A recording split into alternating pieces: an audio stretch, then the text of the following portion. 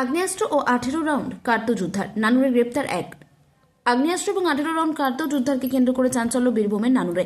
এই ঘটনায় এক ব্যক্তিকে গ্রেপ্তার করেছে নানুর থানার পুলিশ। পুলিশ সূত্রে জানা গিয়েছে, শুক্রবার গভীর রাতে নানুরের বাসাপাড়া এলাকার দান্নপাড়া গ্রামের বাসিন্দা আলাউদ্দিন শেখকে আটক করে জিজ্ঞাসাবাদ করা হয়। পুলিশের দাবি যে জেরার সময় ওই ব্যক্তি আগ্নেয়াস্ত্র এবং কার্তুজ মজুত করার কথা স্বীকার করে।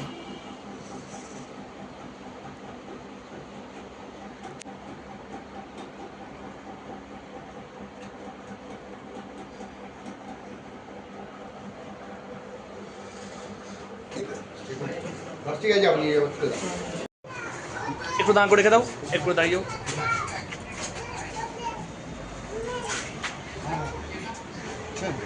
ঠিক আছে।